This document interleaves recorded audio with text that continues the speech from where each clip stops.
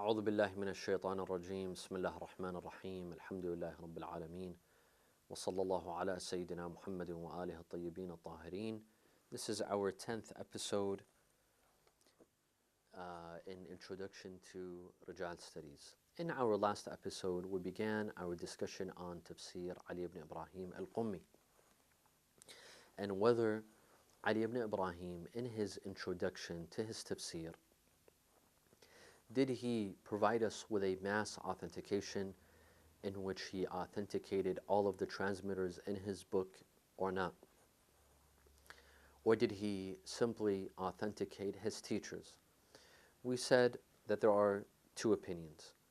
The first opinion says that he authenticated all of the transmitters in his book, and if this is true, that means 260 individuals at least are considered thuqat, are considered reliable and credible. And this would help us a lot in ilm al-Rijal. 260 individuals will no longer be unknown, but rather be thuqat. If we take the second opinion says that no, he's only authenticating his teachers, no one other than his teachers. If that is the case, then he's only authenticating 30 or less of individuals and Rijal. So that doesn't benefit us too much. Doesn't give us too much of a Rijali benefit, so to speak. These were two opinions that we discussed. Today, we will mention a third opinion that appeared recently. When I say recently, I mean in the past several decades. And this opinion states that Ali ibn Ibrahim is neither authenticating all of his transmitters, nor is he authenticating all of his teachers. Similarly to what we said regarding Kamil al-Ziyara by Ibn Qawlaway. Rather, Ali ibn Ibrahim al-Qumi is stating that what I have in my book, I've relied on reliable, trustworthy sources. He's not saying that all of the narrators are trustworthy, nor my teachers are all trustworthy. He's saying that we relied on trustworthy sources, similar to what Ibn Qawlaway stated, that I'm relying on trustworthy, knowledgeable, scholarly sources that are known to have knowledge regarding hadith. Ali ibn Ibrahim most likely is saying the same thing. Most likely he's saying the same thing. Why? Because he lives in the same period as Ibn Qawlaway. And in fact, it was the norm at the time to compile books of narrations and rely on the scholars, the experts of hadith, those who know whether this hadith was stated by the Ahl Bayt or wasn't stated by the Ahl Bayt, regardless of whether the chain of narrators contains transmitters that are reliable, or it doesn't contain transmitters, or it contains transmitters that are not reliable. But they're the experts. Let me give you an example.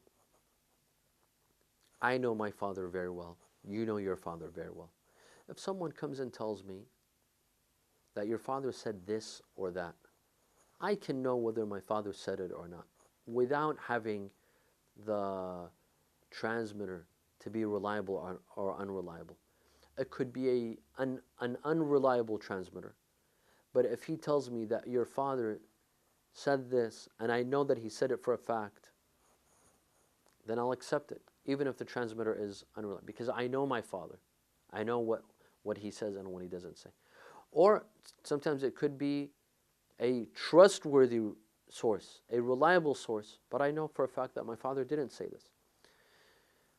And you will feel the same, and everyone feels the same. There are some certain individuals, you know what they say, what they don't say. Whether someone who's telling you is reliable or unreliable. When it comes to the traditions of Ahl Bayt, we have the same. These people are called nuqad al-akhbar. They're the experts in hadith. They are critical experts, critical scholars of hadith.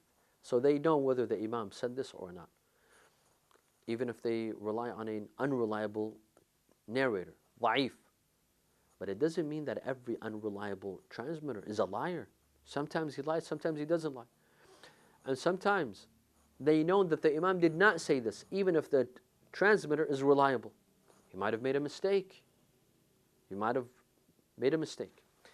Ali ibn Ibrahim, most likely he's saying this, that I relied upon the reliable transmitters, the reliable narrators of hadith. So he's not authenticating all of his narrators, nor is he authenticating his teachers. And this is the opinion of Sayyid al-Sistani, Damadullah, and this is the opinion of his son, our teacher, Sayyid Muhammad Rida al-Sistani, as well. And unfortunately, Sayyid al-Khoi, he insisted that everyone, all the transmitters in Tafsir al-Qumi, they're reliable, whether they are his teachers or not his teachers. He had a very similar opinion with Ibn Qawlawayh's Kamil al-Ziyara, and then he retracted, if the brothers and sisters remember, but unfortunately with Tafsir Ali ibn Ibrahim, he did not retract. So, and this is the opinion that we choose, that Ali ibn Ibrahim is not authenticating anyone in his book, not all of his transmitters and not his teachers. He's simply saying that we relied upon the trustworthy and reliable scholars of hadith. Although he does not use the word scholars, but since this was a routine, this was the norm among scholars of hadith and compilers of hadith at the time of Ali ibn Ibrahim, then most likely this is what he meant.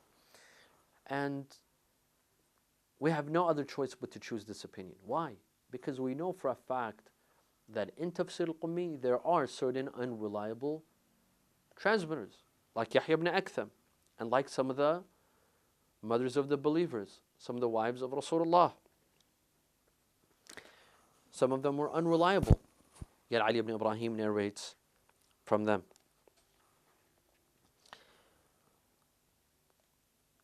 So this is the opinion that we choose regarding this mass authentication, and the end result is that there is no mass authentication in the book of Tafsir al-Qumi, just like there was no mass authentication in the book of Kamil al-Ziyarat by Ibn Qawlaway.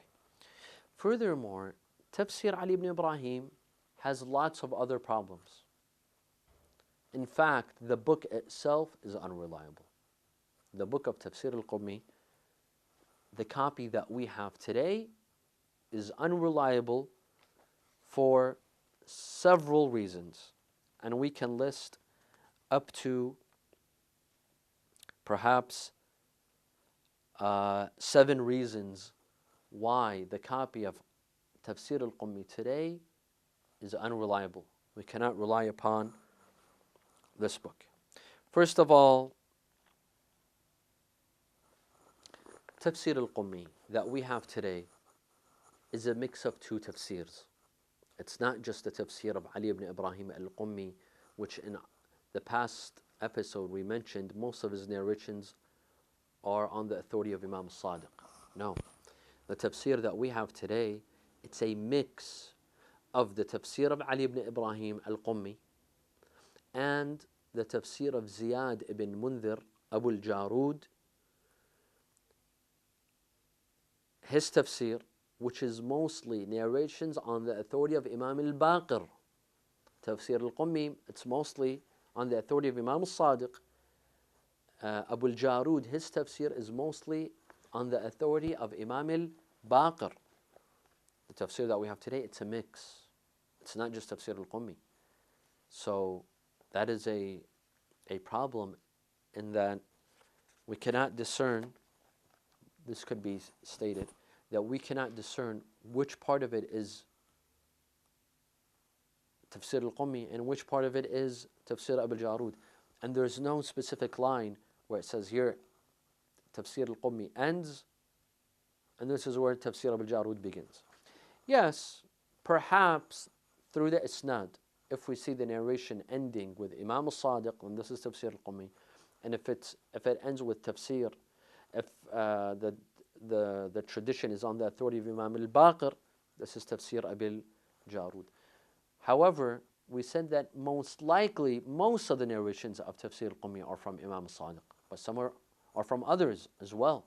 If it was clear cut like that, we would be able to discern. But some of his traditions are not all from Imam al-Sadiq, they are from others as well. So this is a problem. The question is, but why did it become mixed? According to Shaykh Agha Buzurg al-Tahrani, the famous bibliographer of our time, he says that the student of Ali ibn Ibrahim al-Qumi, Al-Abbas, his name is Al-Abbas, Abu al-Fadl al-Abbas, he moved to a city called Tabaristan.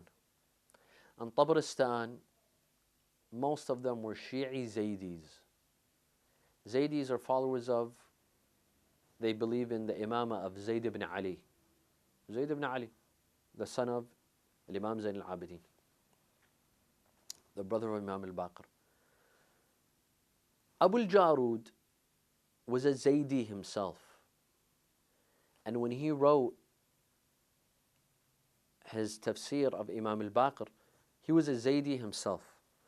Now, Al-Abbas, the student of Ali ibn Ibrahim, he wanted his book, or the book of his teacher, Tafsir Ali ibn Ibrahim al-Qumi, he wanted it to become popular. How would it become popular?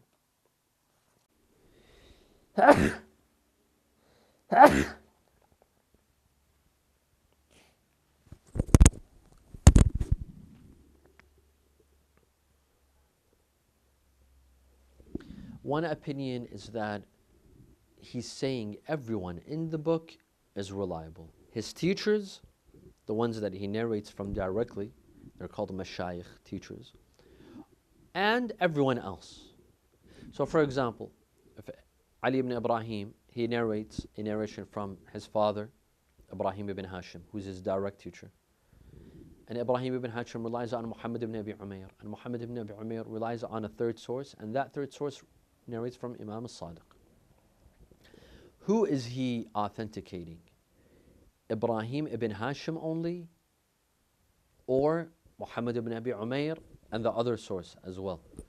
The first opinion says he's authenticating all of them. He's trying to say that all of them are reliable. The second opinion says no. He's only saying that my teachers are reliable. Ma rawahu mashayikhuna wa thuqatuna. My teachers and my reliable sources. And here it doesn't mean another thing. It's basically an adjective. My teachers and my reliable sources. It's one and the same. This is the second opinion. And if that's the case, if he's only authenticating his teachers, then we're only going to benefit a mass authentication for maybe 30 people or less than 30 people. While if we say that it's a mass authentication for everyone in his book, then we're going to receive a mass authentication of over 270 individuals. But the problem with accepting a mass authentication for all 270 narrators in Tafsir al-Qumi, it faces several problems. One is that Ali ibn Ibrahim narrated from weak individuals. We know that.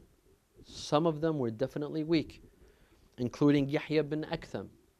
Yahya ibn Aktham was a judge during the time of, I believe, Harun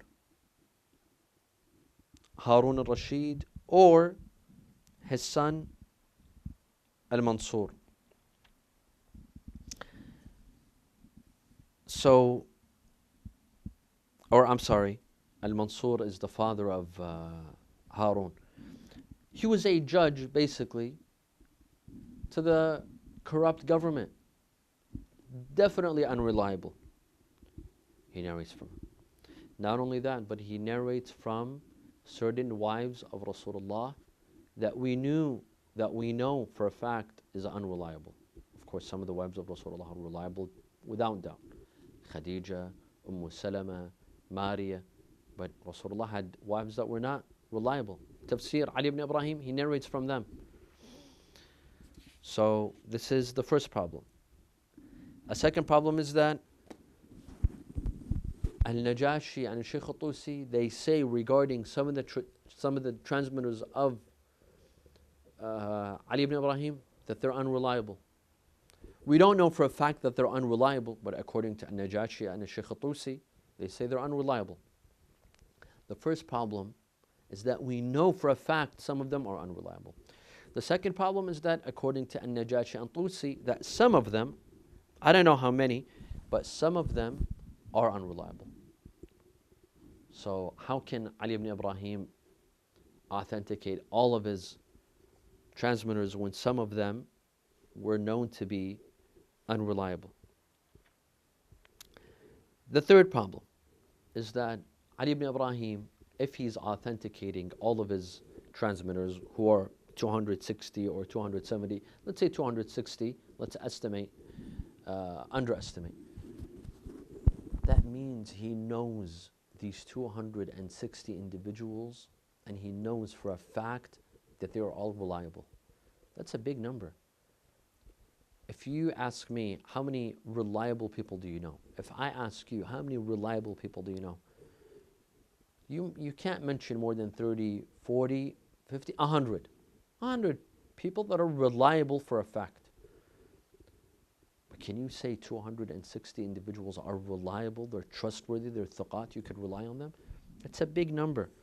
So to say that Ali ibn Ibrahim is saying all of the narrators in my book are reliable, all 260, it's a bit of an exaggeration. So most likely he wasn't trying to say that. A fourth problem is that Ali ibn Ibrahim, most likely he wasn't trying to authenticate all of his narrators. Why? Because if you narrate from someone who's reliable, trustworthy, and he narrates from someone untrustworthy, you're safe. That's not your problem. You're relying on that person who's trustworthy. You're relying on your teacher. But if your teacher decides to rely on someone who's unreliable, it's his responsibility. It's his job. It's no longer your responsibility. So, Ali ibn Ibrahim could be saying that I'm relying on my reliable teachers. My teachers are reliable. But other than that, he's not saying anything more than that. Another problem, maybe a fifth problem, is that no one before Al-Hurr al-Amili argued that there's a mass authentication in the tafsir of Ali ibn Ibrahim. If it existed, others would have said it. Al-Hurr al-Amili, who is one of the later scholars, would not be the first person to point this out. There would have been others before him to point it out.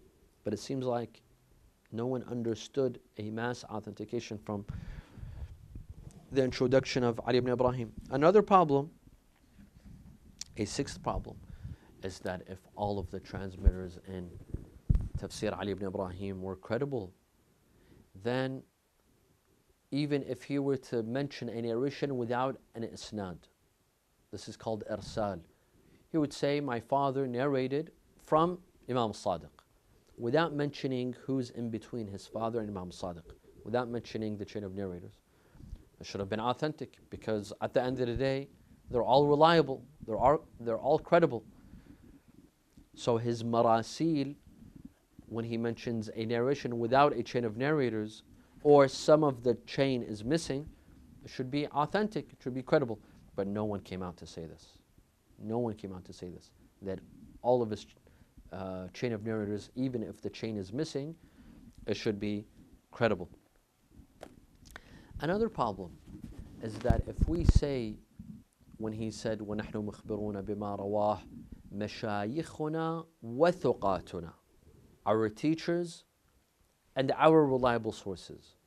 if these are two different things, because those who argue that Ali ibn Ibrahim is trying to authenticate all of the narrators in his book. So he's saying, I'm narrating from my teachers and from my reliable sources. My teachers are the 30 or so individuals. And my reliable sources are all the other transmitters in between his teachers and the Imam. This is problematic. Why? Because that means his teachers are not reliable. Because he's saying, I'm narrating to you traditions from my teachers and from my reliable sources. مَا رَوَاهُ مَشَايِخُنَا وَثُقَاتُنَا. That means his teachers are not reliable. That's a big problem. That means none of his teachers are reliable, but everyone else is reliable. So how could he be narrating these traditions that are actually from his teachers? The starting point is from his teachers. So if his teachers are not reliable, how can we rely on those traditions? Hence, the first opinion that was chosen by Sayyid al-Khoi and by Al-Hur al-Amili, that there's a mass authentication in Tafsir al-Qumi for all the narrators, it cannot be accepted. In the next episode, we will continue our discussion on Tafsir Ali ibn Ibrahim al-Qumi, inshaAllah. Walhamdulillahi Rabbil Alameen, wa sallallahu ala Muhammadin wa alihi al-Tahirin.